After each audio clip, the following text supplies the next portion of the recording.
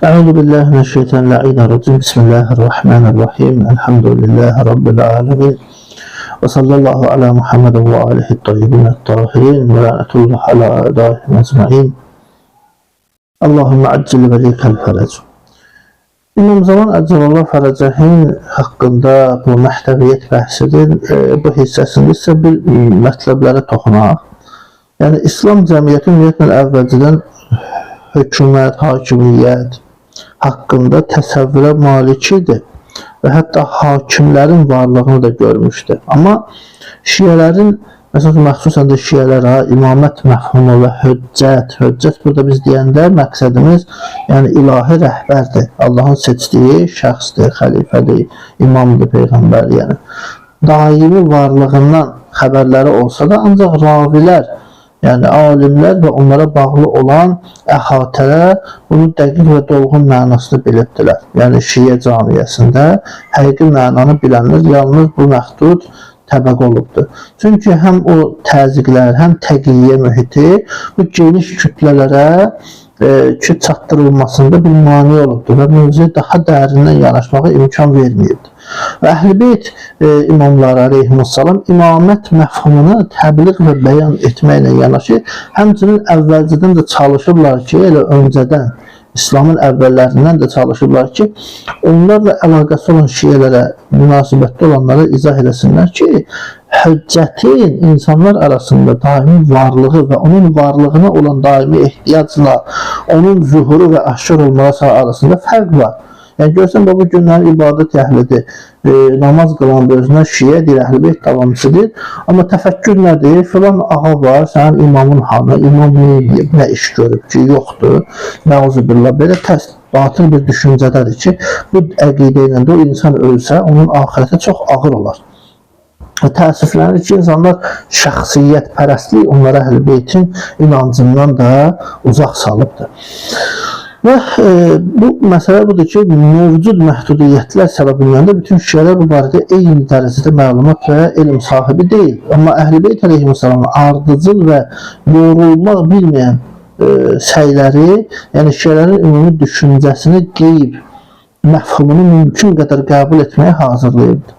Yəni onlar əsrin imamının Əcəlallahu Fərəcəhu Şərifin qeybə çəkilməyi məsələsi ilə bağlı qarşıya çıxan sualları, qaranlıqları, imamın inkarına meyilli düşüncələri cavablayıb və düşmənlərin ağızlarının yaratdığı bu bulanlıq mühitə layiqli şəkildə aydınlıq veribdilər Əhl-i Beyt əleyhissalam. Və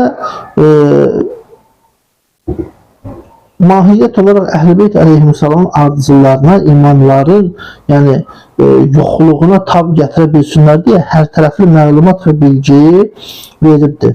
Yəni belə deyək də, maarifləndirmə işləri müxtəlif formalarda və demək olar ki, bütün məsumların aleyhissalamın tərəfindən yəni icra edilib. Hətta tədbir və səyləri, inkarçılıqla mübarizə, qeyb dövrünün xüsusiyyətləri, bu qeyb dövründə qarşılaşılan çətinlik və bəlalar məsələsi bunların hamısının göstəricisidir ki, alimlər də bu sahədə əziyyət çəkərək təbii ki, Əhl-i Beyt əleyhissalam kəlamlarını bu xüsusi ardıcıllıqla toplayıb növbəti nəsilləri ötürübdülər ki, niyə ondan sonraki gələn nəsil cəmiyyət, iman əhli Əhl-i Beyt əleyhissalama bu tövsiyələr əsasında inancını düzgün formalaşdırıb davam etsin. Və həmçinin bunlardan biri də budur ki, qeyb dövründəki ən xoşa gəlməz hal bu dövrün uzanması zamanı yaranan şübhələrdir, ümidsizlikdir, qeybdə olan imam və yaxud onun qeybə çəkilməsi ilə bağlı vurulan tənilərdir, inkar edici fikirlərdir və bütün bu boyda və s. qarşısında tab gətirə bilməmək halıdır. Ki, buna görə də məsumlar aleyhissalam qeybin baş verməsi haqqında belə deyək ki, xəbərlə yanaşı, həm də qeybdə olan imamı inkar etməkdə insanları çəkindiriblər. Məsələn, Peyğəmbər sallallahu hədis var ki, Həzrət buyur ki, mən kərəl qaimə minəl vuldi fi zəmanə qaybətihi matə mitətən cahiliyyətən və yaxud da ki, fəqad matə mitətən cahiliyyətin kimi ki, mətnlərdə keçir. Yəni, kim mənim övladlarına olan qaim əccəlallah fərəcəhi imamı, yəni qeybdə olduğu dövrdə inkar eləsə və həmin halda ölsə, cahiliyyət dövründə ölən kimidir. Yəni, bir sözlə, biz əvvəldə ki, bəhs edilmişdik, mütəvatir hədisdir ki, hər kim imamı tanımadan ölsə, bu da eyni o cürdür. Yəni, həmçinin də qeybdə olan imam da bu cürdür ki, onun qeybdə olduğu zamanı inkar eləmək eyni hökmdədir. Və yaxud İmam Sadiq əleyhissalam ki, buyurur ki, İn bələğakum ən sahibi həzəl əmri qeybətun və lə tunkiruha. Həzrət deyir ki, əgər sizə bir xəbər çatsa, yetişsə ki, bu əmrin sahibi qeybə çəkilib, yəni imam qeybə çəkilibdir, onu inkar etməyin. Və Əhl-i əleyhissalam qeyblə bağlı inkarçı fikirlərdən aparmaq üçün çalışır, insanları məlumatlandırmaq və onların İmam Məhdi Cəllələ Fərəcəhin qeybdəki varlığının inanması üçün zəmin və şərait neyini də hazırlayırdı. Və həmçinin imamın cəmiyyətdəki iştirakının da forması var. Məsələn, nübüvvət ailəsi Əhl-i əleyhissalam imamətin formalaşdığı ilk gündən, hətta biraz da əvvələ getsək, cəmiyyətdə imamın varlığının zərurətini bəyan eləməklə yanaşı insanlara imamın cəmiyyətdə iki cür iştirakını, yəni imamın bəzən aşkar, bəzən də gizlin olmağını çatdırıbdılar. Yəni imam cəmiyyətdə iki cür olur, ya zahirdir, ya da qeybdədir. Ki, məsələn, Peyğəmbər sallallahu özündən sonraki imamları təyin etməkdə, tanıtdırmaqda məsul olan bir şəxs olub ilk növbədə ki, və hətta onun kəlamında var ki, Allahümmə vali mən vali xulafai və aimmətə ümməti bə'di. Deyir, Allahım, məndən sonraki xəlifələrimi və ümmətin imamlarını sevən hər kəsi sən də sev. Ki, sonra Həzrət buyur ki, yer üzünü sənin əmrlərini bərpa edəcək şəxsdən boş qərar vermə. İstər aşkar olsun, istər gizlin. Ki, zahirən o, xafiyən, məğmuran. Ki, Həzrət buyur ki, sənin dinin, sənin höccətlərin, sənin dəlillərin və sənin nişanələrin aradan getməsin. Bax, məsələ buna görədir. Sənin dinin, höccətlərin, sənin nişanələrin, ayətlərin aradan getməsin. Məsələ budur. Və yaxud da Əli əleyhissalam ki, Peyğəmbər sallallahu duasının qəbul olunmağını təbii ki, bilirdi və ona görə də hətta kəlamında buyurur ki, Həzrət, bilin ki, yer üzü Allahın höccətindən boş qalmayacaq, yəni Allahın tayin etdiyi rəhbətdən. Ki, Həzrət buyur ki, ənnəl ərdə lə təxlu min hüccəti lillah əzzə və cəl və ləkin Allah səy'uni xalqahu ənha bi zulumihim və covrihim və israfihim ələ ənfusihim. Ki, amma Allah Teala özlərinə qarşı zulüm, haqsızlıq, həddi aşan insanlar üçün höccəti görməkdən məhrum edəcək, gizlədəcək yəni onlardan. Ki, ona görə də hətta Peyğəmbər sallallahu duasına oxşar şəkildə Əli əleyhissalam Küfə məscidində xütbəsində də var ki, Allahümmə innəhu labuddə ləkə min hüccətin fi ardik hüccətin bə'də hüccətin ələ xalqik. Ki, deyir, ey mənim Allahım, yer üzündə sənin höccətlərin olması qaçılmazdır və bir-birinin ardınca gələn o höccətlər ki, sənin dinində olanlara rəhbərlik etsin, sənin elmini onlara öyrətsin ki, dostlarının ardıcılları, yəni Əhl-i əleyhissalamın ardıcılları bir-birindən ayrı düşməsin. Ki, sənin övliyalarına, dostlarına, yəni ardıcıl olanlar, onlar dağılmasın, parçalanmasın. İstər bu höccət aşkarda olsun, ki, aşkar zahirdə olsun, ki, Həzrət buyur ki, zahirin qeyri mutain, ya da ki, inqabə ənəl-nas, ya da ki, qeybdə olsun. Yəni, istər bu, aşkarda və itaət olunmasın, Həzrət buyurur. Aşkarda olsun, amma itaət olunmasın, amma yenə də olmalıdır. Yaxud da ki, gizlində olsun və intizarı çəkilsin. İnsanlar onun intizarında olsun. Və Həzrət sözünün ardında buyurur ki, vücudu onlardan gizli olsa da Əhl-i Beytin elmi insanlardan gizli deyil. Öyrətdikləri əxlaq və ədəb möminlərin qəlbindədir və möminlər də onlara əməl edirlər. Fəhum bihə amilun. İmam Zeynalabdin Aleyhisselamın da həmçinin insanların Allah'a ibadət etməsi və o işin davamlı olması üçün ilahi hüccəti zəruri hesab edir və onu aşkarda olan məşhur və qeybdə olan gizli imam kimi iki yerə ayırır. Yəni görür ki, deməli imamın cəmiyyətdəki rolu iki cürdür. Və qeybin de nümunəsi təbii ki var. Məsələn, İmamlar Aleyhisselam İmam Zaman Əzzəlullah Fərzəhin qeybə çəkilməsi ilə bağlı o inkarcı fikirləri oradan aparmaq üçün sadə üsullarla cavablar veriblər. Yəni, məsumlar Aleyhisselam insanları Həzrət-i Höccətin Əccəlallah Fərəcəhü Şərifin çoxlarına qeyri-adi görürsənən qeybinə inandırmaq üçün oxşar misallar çəkiblər sadə bir formada. Ki, məsələn, Üzeyr Aleyhisselamı, Yusuf Aleyhisselamı, Musa Aleyhisselamı, Yunus Aleyhisselamı, Xızır Aleyhisselamı kimi hüccətləri misal çəkib, onları dəlil kimi gətiribdilər ki, baxın, yəni bu adi bir şeydir və qeybə çəkilmə, qeybdə olmaq qeyri-adi bir məsələ deyil ki, ağıl onu həzm etməsin, insanlar iman gətirməsin, onu bir xurafat və batıl bir şey hesab eləsin. Və eyni zamanda onlar qeybdə olan imamın ömrünün uzanmasından irəli gələn inkarici fikirləri də cavablandırmaq üçün Nuh və Xızır Aleyhisselamın ömrünün uzun olmağını işarə ediblər və imamın qeybdə olmağını qəbul etmək üçün rahat bir cığır açıblar insanlar üçün, belə deyək. Və məlumatlar ki, deyirik biz bu məlumatlar uzun müddətli qeyb dövrü, xüsusən də imamların 250 illik, belə deyək ki, varlığından sonraki qeyb dövrü üçün də təbii ki, kifayət eləmirdi və bu səbəbdən də Əhl-i Beyt Aleyhisselam bununla bərabər qeyb dövrünün xüsusiyyətlərini bəyan etməyə xüsusi diqqət ayırıbdılar. Biz hədislərə baxsaq bunu daha yaxşı görərik və daha asan şəkildə tanıtmaq və qəbul etmək üçün bir sıra əlamətlər bildiriblər. Yəni, xarici aləmdə gerçəkləşməkdən qeyb dövrü haqqında tam təsəvvürə malik olmaq mümkün deyil təbii ki. Amma onun bəzi xüsusiyyətləri və necəliyinin izahı, qeyb dövrü haqqında təsəvvür yaratmaqla yanaşı, onun qəribə hadisələr ki, sırasından da çıxarmağın o mümkün olur.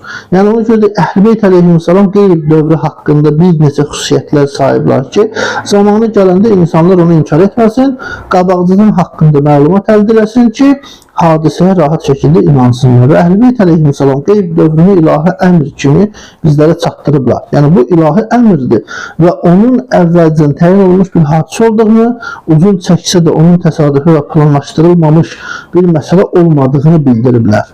Ki, yəni cəmaət bu düşüncəyə düşməsin və ondan öncəki bəzi uzaq və yaxın hadisələri bəyan ediblər və şuurlu şəkildə imamın intisarını çəkməyə göstəriş veriblər.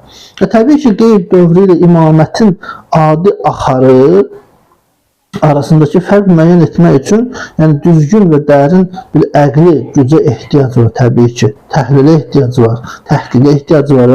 Onun elə bir ilahi hikmət üzündən baş verməsini qəbul etmək isə qeybin dolğun şəkildə dərk və bəyan olunmasına bağlıdır. Yəni Peyğəmbər sallallahu və imamlar aleyhisselam bəzi hədisləri ilk öncə İmam Zaman Əzzəlullah Fərəcəhi çətin anlaşılan qeyb məsələsini qaçılmaz bir ilahi hikmət əsasında baş tutmağına deyiblər bizə.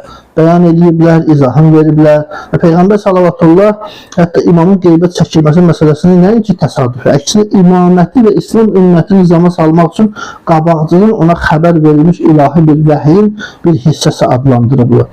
Məsələn, hədisdə var ki, Həzrət buyurur ki, deməli buyurur, övladlarından olan qaim Əccəlallah Fərəcə məndən ona çatan əhdlə qeybə çəkiləcək. Əl-qaimin vuldi bi əhdin məhudin iləyhi minni. Yəni Həzrətin bu kəlamı çox mühümdür və İmam Zeynalabdin Aleyhisselamın qeybin nə zaman baş verəcəyi ilə bağlı öz səhabələrindən biri olan Əbu Xalid Kabiliyə dediyi var ki, deyir, bu qeyb o zaman baş verəcək ki, az da olsa ümmətin arasında imamətə etiqad bəsləyən insanlar olacaq və Allahın onlara verdiyi ağılla, təfəkkürlə və mərifətlə öz qeybli olan imamlarını zahirdə olduğu üçün biləcək və onlar üçün qeybli və aşkarda olmasa heç bir fərqi olmayacaq. İmam Rıza Aleyhisselam'da baxırıq ki, İmam Zaman Əcəllah Fərzəhin qeybi haqqında və qeyb dövrünün onun olması haqqında Allahın ixtiyarında olan bir məsələ kimi bəyan edilibdir. Və bunu ilahi bir təqdir kimi hətta deyibdir kəlamında. Ki, hətta bir hədisində Həzrət belə qeyd edir ki, Yugayyibuhullah fi sıtrihi mə şəə. Allah Teala öz qeyb pərdəsində istədiyi qədər saxlayacaq. Deməli, imamı Allah Teala istədiyi qədər o qeyb pərdəsində necə gizlədəcək. Və İmam Baqir Aleyhisselam qeyb dövrünün mütləq bir ilahi hakimiyyət və tədbir üzərindən baş verməyi ilə bağlı Mülk surəsinin 30-cu ayəsi haqqında hətta təfsirini qeyd edir və işarə edir ki, həmin ayədə ki, deyilir ki, əgər sularınız gedərsə, açılar bitərsə, içməli suyu sizin üçün kim gətirəcək? Düzdür, həmən yətikum, kim gətirəcək onu? Həmin ayə haqqında imam təfsirində deyir ki, və labuddə ən yəcəə təviluha, deyir, bu ayənin izahı, təvili mütləq gələcək. Yəni, təvil olacaq, aşkarlanacaq. Yəni, başqa rivayətlərdə də var ki, qeyb dövrünün müddətinin qeybin özü kimi Allahın təqdiri və istəyi ilə baş verəcəyini və bəndələrin tələsməyindən, onların istək və ehtimallarından təsirlənmədiyini deyir. Yəni, Sadiq Aleyhisselam buyurur ki, Allah Teala öz bəndələrinin tələskənliyinə görə tələsməz. Yəni, bəndə tələsir deyə Allah tələsməz ki. Yəni, bu işin bir sonu var. Yəni, qeybin edəli həzəl əmr qayətən yəntəhi iləyhə.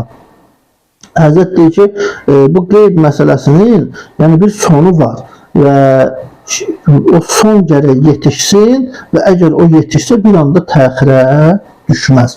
Mümkündür ki, insanların pis əməlləri götürərək, məsələn, şiyələrin bəzi düşünülməmiş hərəkətləri, onların sirlərini ifşa etməsi, məsələn, bu qiyamı, məsəl üçün, zühürü təxirə salsın və qeyb dövrünün uzanmağına gətirsin. Amma bütün bunlar lövhdə yazılıbdır. Lövh, yəni, lövh-i məhfuzda mahiyyətindədir. Yəni, Allahın elminin xəzinəsidir ki, Allahın alim sifətinin bir atıdır, güzgüsüdür. Yəni, mahiyyət də budur ki, Allahdan savayı, Allahda qeyri heç kimin oradan xəbəri yoxdur və qeyb dövrünün sonu üçün vaxt təyin edənlərsə yalancı, özlərini məsum imamlardan aleyhissalamdan daha ağıllı göstərən batil iddiaçılardır. Çünki İmam Sadiq Aleyhisselam açıq-aşkar hədisdə də deyibdir ki, Kəzəbəl vəqqatun innə əhlu beytin lə tunavvaqit, lə muvaqqit. Ki, Həzrət deyir ki, zühur üçün, yəni vaxt təyin edənlər yalan deyirlər, biz əhl-i beyt vaxt təyin etmirik. Əhl-i beyt aleyhissalam vaxtı demirsə, vəhiyə evi, əhli ki, bunu demirsə, heç kimin deməkdir, nə ixtiyarı, nə də elmi yoxdur. Və qeyb dövrünün təqdir, yəni Allah tərəfindən təyinatı, təqdir olunması onun müəyyən və əvvəlcən təyin edilmiş bir zamanda baş vermək anlamındadır. Yəni imamlar aleyhissalam da bir-birinin ardınca qeyb dövrünün baş verəcəyi zamanın yaxınlaşdığını, onun yaxınlaşmasının əlamətlərini bildirməkdə, onu qəbul etməkdə kömək edirlər. Yəni Əli aleyhissalam İmam Məhdi Əcəllah Fərəcəhin öz nəslinin 11-ci övladı olaraq tanıtdırır. Deyir ki, yəni özü ilə qaibin qeyb dövrü arasında 2 əsrlik zaman fasiləsi var və mənim övladlarımın 11-cisidir ki, məsələ budur, yəni özü 12-ci imam, yəni özü ilə bilirdi 12 imamdır da, Həzrət bunu da deyəndə, yəni bəyan edir ki, məndən sonraki 11 imam olacaq, o 11-ci Həzrət Məhdi Əcəllah Fərəcəhdir və onun qeyb dövrü arasındakı 2 əsrlik bir zaman fasiləsi var. Ki, mahiyyət olaraq, yəni bu cürdür. Və İmam Həsən aleyhissalam da İmam Zaman Əcəllah Fərəcəhin şəcərəsini sayanda onun qardaşı İmam Hüseyin aleyhissalamın 9-cu övladı olmağını deyir və İmam Hüseyn əleyhissalam özü də həmin ifadəni işlədir hədislərdə, biz ki bunları zikr eləmişdik. Və bir müddətdən sonra İmam Zeynalabdin əleyhissalam Peyğəmbər sallallahu İmam Sadiq əleyhissalam haqqında dediyi sözə əsas gətirir, göstərir ki, ona Sadiq ləqəbi verilsin, yəni doğru danışan. Çünki İmam Sadiq əleyhissalamın 5-ci nəslinin İmam Mehdi Cəlal Fərəcəh ilə eyni dövrdə yaşayan yalancı Cəfər, yəni Cəfər Sadiq və Cəfər Sadiq imamımızdır. Cəfər Kəzzab olacaq ki, dünyaya gələcək ki, o imamın yerini tutmaq istəyəcək. Həqiqətən də biz baxırıq ki, Həzrəti İmam Zeynalabdin əleyhissalam bəyan edici Peyğəmbər sallallahu belə bir göstəriş verib ki, həmin imam olacaq Cəfərə əleyhissalama Sadiq ləqəbi qoyulsun ki, bununla o ayrılsın. Deməli, İmam Zeynalabdin əleyhissalam da Peyğəmbər sallallahu bu söz nəql edir və sonra deyir ki, qaim Peyğəmbər sallallahu 12-ci vəsisidir. Əcəlallah fərəcə. Sümmə təmtəddül qaybətu bi valiyillah əzzə və cəl sani əşərə bil əvsiyai Rasulillah sallallahu aleyhi və aleyh vəl əimməti bə'dəhu. Deyir, sonra Allahın vəlisinin, Allah Rəsulunun vəsiləri olan imamların 12-cisinin qeyb dövrü davam edəcək. Həzrət bunu açıq-aşkar bəyan edir. Və İmam Kazım əleyhissalam hüccətə yaxın olan xüsusi şiyələr üçün aydın olan kəramlarından birində ki, zamanın azlığını qeyd edir. İzə fəqədəl xamis min vuldi sabi' Allah fi ədyanikum və yuzilukum ənha əhədun. Ya bunayyə innəhu la buddə li sahibi həzəl əmri min qaybətin. Həzrət deyir ki, 7-ci imamın nəslində olan 5-ci şəxs gözlərdən itdiyi zaman Allahın dinində möhkəm olun. Nəbadə kimsə sizi ondan ayrı salsın. Ey mənim əziz oğlum, ey övladım. Bu işin sahibinin qeybə çəkilməsi qaçılmazdır, mütləqdir. Yəni, baxmayaraq ki, bu söz öz zamanında sirli olub, ancaq qeybin gerçəkləşməsi və başlanması ilə asanlıqla məlum olur ki, İmam Kazım əleyhissalam 7-ci dedikdə özünü, 5-ci dedikdə isə 5-ci övladı İmam Məhdi Cəlallah Fərəcəhi nəzərdə tutub. Və İmam Kazım əleyhissalamdan sonra İmam Rıza əleyhissalam bir nəsildə önə gedir və İmam Zaman Cəlallah Fərəcəhi tanıtdırır ki, Zəkər Rabi'un min vuldi Yuğayyibuhu Allah fi satrihi maşa'a. O mənim nəslimin 4-cüsüdür. Allah təbarək və təala istədiyi qədər qeyb pərdəsində saxlayacaq. Və İmam Cavad, İmam Hadi əleyhissalam da uyğun olaraq özünün 3-cü və 2-ci nəsli kimi deyərək bu cür davam edib bəyan etməyə və İmam Həsən Əskəri əleyhissalam özünün övladı adlandırır Həzrət Hüccəti və qeybə çəkiləcəyini də açıq-aşkar bəyan edir. İmam Həsən Əskəri əleyhissalam 260-cı hicrə ilində şiyələrin ixtilaf ili adlandırır, yəni bu ildə, həmin o adlandırılan ildə və başqa bir sözləri bu ixtilafın öz xəlifəsi ilə əlaqədar olduğunu bildirir. Yəni həmin o ixtilaf da boş-boşda yaranmır da, xilafət məsələsi ilə bağlı yaranır. Ona görə də şiyələrin əksəriyyəti bu iki sözü yanaşı qoyaraq qeyb dövrün başlanğıcını təxmin edə bilərlər. Və qeyb imamların qeyb barəsindəki anlaşılmazlıqların miqyasını azaltma, etiqadi azğınlıqların və şiyələrin ümidsizliyə qapılmağının qarşısını almaq məqsədi ilə atdığı addımlardan biri də onların qeyb dövrünün forması və onun müddəti haqqında məlumat verməkləri olubdur. Ki onlar qeyb dövrünün başlanğıcını təyin etməklə yanaşı, həm də onun necəliyini də izah edir və imamın qeybinin tez bir zamanda başlanacağını bildiriblər. Amma həmin həddə qalmayacağını, müddətin artmağını və bu dövrün uzanmağını da bəyan edirdilər. Yəni, imamlar əleyhissalam əsrin imamının ki, qeyb dövrünün 2 hissəli olmağını da bildiriblər ki, birinci hissə kiçik qeyb dövrü, ikinci isə böyük yaxud da qısa və uzun qeyb dövrü də deyibdilər. Yəni hədislərdə bu ibarələr gəlir ki, birinci qeyb dövrü 69 il, yəni orta hesabla bir insan ömrü qədər.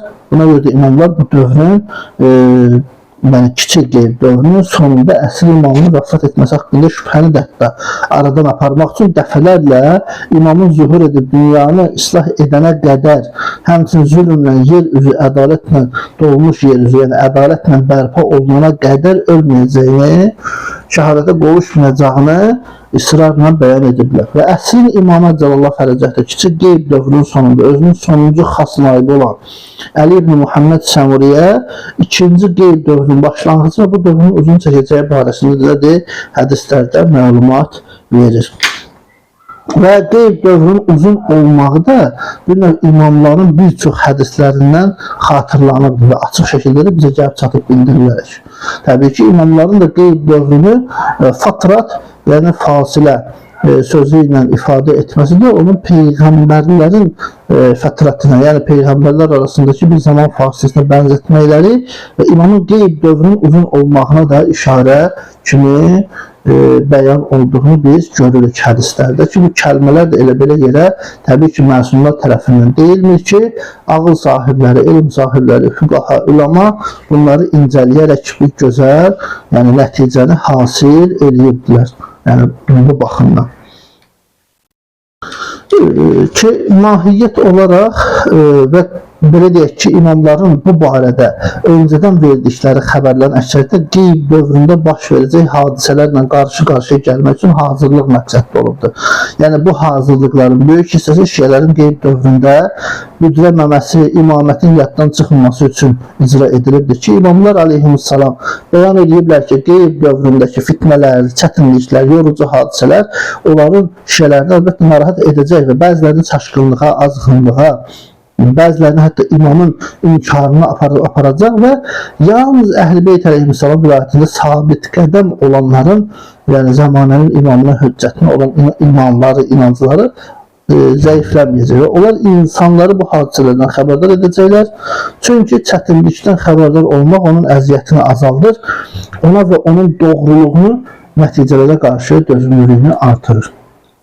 Uzun qeyb dövrü, böyük qeyb dövrünün yəni fəsadlarından biri imamın fiziki varlığı haqqında şübhə və insanda onun cəmiyyətdəki iştirakına qarşı ehtiyatsızlıq hissinin yaranmasıdır ki, böyük bir bəladır və bu səbəbdən də məsum imamlar aleyhissalam bu azğınlıq və cəhalətin qabaqcıdan xəbər verməklə imamətə etiqad bəsləyənləri bu təhlükədən xilas etməyə çalışıblar. Və İmam Mehdi Cəlallah fərəcətinin qeybdə olduğu dövrəmdə insanların yolunu azmağından xəbər verən ilk şəxs ilə Peyğəmbər sallallahu olubdur. Ki, Həzrət mübarək kəlamlarının birində deyir ki, təkunu ləhu qeybətun və hayrətun həttə tədillul xalqu ən ədyanihim. Həzrət deyir ki, İmam Mehdi Cəlallah fərəcətinin qeybə çəkilməsi və insanların zəlaləti elə bir həddə olacaq ki, insanlar öz dinindən azacaq çıxacaq. Ki, yaxud da deyir ki, təkunu ləhu qeybətun və hayrətun tədillu fihəl uməm. Ki, İmam Mehdi Cəlallah fərəcət qeybə çəkiləcək, onun üçün bir qeyb var. Ki, insanlar da çaşqınlıqdan zəlalətə düşəcəklər, yəni dində yolunu azacaqlar. Təbii ki, imamın insanların, hətta İmam Mehdi Cəlallah fərəcətin yəni təvəllüdü həyatda olması haqqında da şübhələrin olmağını məsumlar bildiribdilər. Ki, məsəl üçün, rivayətdə var ki, Həzrət deyir ki, hətta yaqulu əksərun nas ma lillahi fi ali Muhammedin həcətun və yəşukku axərunə fi vilədətihi. Bir insanların çoxu belə deyəcək, əksəriyyəti belə deyəcək ki, Allahın Muhammed sallallahu ailəsi ilə daha heç bir işi yoxdur, heç bir hacəti yoxdur. Bəziləri isə onun dünyaya gəlməsinə təvəllüdündə şəkk edəcəklər, şəkkə düşəcəklər. İmam Sadiq əleyhissalam da insanların Əhl-i Beyt əleyhissalama qarşı ehtiyatsızlıq hissini cavablayaraq bir kəlamında buyurur ki, and olsun Allaha ki, sizin məhdiniz gözlərdən itəcək, hətta aranızdakı cahillər deyəcək ki, Allahın daha Muhammed sallallahu aleyhi və aleyhin ailəsi ilə heç bir hacəti yoxdur. Daha sonra o parlaq ulduz kimi işıq saçacaq. Sümme yukbilu kəşşihabi saqib. ki, bu cür yəni zuhur edəcək. Yəni Peyğəmbər salavatullah bu böhranın öhdəsindən gəlmək üçün dindən möhkəm yapışmalı, göstəriş verir ki, bax bu şübhələr olacaq. Həqiqətən də baxırıq ki, bu sonradan da yaranıb və yayılıbdır. Və Həzrət kimi göstərişi veribdir. Təbii ki, şeytan qəlblərinə din pərdəsi daxil olmasın deyə öz ümmətini şək şübhədən qurtarmaq üçün çalışıbdır. Aydın məsələdir. Və bu təhlükə əleyhissalamı da ciddi narahat edir. Təbii ki, bütün ilahi höccətlər bunun üçün narahat olurdu. Ki, hətta İmam əleyhissalam Əsvəq ibn Nəbatənin sualı qarşısında bir kəlməsi var ki, deyir ki, öz nəslinin olan 11-ci övladının haqqında fikirləşirəm. O həmin məhdidir ki, dünyanın zülmlə olduğu kimi ədalətlə dolduracaq və onun qeybi və bir növ yoxluğu olacaq və insanlar bir dəstə azacaq, bir dəstə isə hidayət olacaq. Əleyhissalam da Əsvəq ibn Nəbatə dediyi başqa bir kəlamında da Peyğəmbər salawatullahın öncədən dediyi sözü təkid edib deyir ki, Məhdə cavab fərəzəyə bir qeybə çəkiləcək ki, yəni o qədər uzun olacaq ki, cahillər deyəcək ki, Allahın Muhammedin əhli ilə, ailəsi ilə daha heç bir hacəti yoxdur. İmam Hüseyin əleyhissalam hətta bəzi insanların dindən çıxacağını açıq-aşkar bəyan edib ki, Ləhu qaybətun yətəbbu fiyhə əqvam və yəsbutu fiyhə aləd-dini əxərun. Həzrət buyurur ki, o qeybə çəkiləcək və bəzi insanlar dindən çıxacaq, mürtəd olacaq, bəzi qovmlər, bəziləri isə dinlərində sabit qədəm qalacaqlar. Hətta İmam Musa Kazım əleyhissalam da bu ibarəni işlədir və hədisdə biz baxırıq ki, Həzrət yəni Allahın öz yaratdıqları üçün bir imtihan olduğunu bildirir. Hədisdə deyilir ki, La budda li sahibi hazal əmri min qaybətin hətta yərci'an hazal əmri mən kənə yəqul bihi innəmə hiyə mihnətun minəllah əzzə və cəl ki, imtihana biha xalqahu. Ki, Həzrət deyir ki, bu işin, yəni zöhrü, qiyamın, zöhrün sahibinin qeybə çəkilməyi mütləqdir. Hətta ona etiqad bəsləyəndə bəzi öz fikirlərindən dönəcək və bu da Allah tərəfindən öz bəndələri üçün böyük bir imtihandır. Yəni, bu barədə qabaqcadan xəbər verilən hədislərin baş verdiyini ki, hətta hadisəyə çevrildiyinin ki, şahidi oluruq və qeyb zamanı baş verəcək zəlalət və azğınlıq haqqında deyilən ən son söz İmam Zaman Əzələ Fərəcəhin əzatası İmam Həsən Şəhər əleyhissalam məxsusdur ki, Ənə İnnə ləhu qaybətun yəhharu fiyhəl cahilun və yəhliku fiyhəl mubtilun və yükəzibu fiyhəl rəqqatun. Həzrət buyurur ki, o qeybə çəkiləcək, İmam Zaman Əzələ Fərəcə və həmin dönəmdə cahillər azğınlığa düşəcək, batıl əqidədə olanlar həlak olacaq və onun zuhuru üçün vaxt təyin edənlər də yalancılar da yalan danışmış olacaqlar. Yəni, bura kimi biz diqqət edib görürük ki, həqiqətən də İmam Zaman Əzələ Fərəcəhin qeyb dövrü məsələsi də çox mühüm və müqəddimə hətta araşdırılıb, öyrənilməsi, oxunması, hətta səthi olsa belə vacibatlardandır ki, insan inancının əsasını təkmilləşdirsin. Vəlhamdülillah Rabbil aləmin.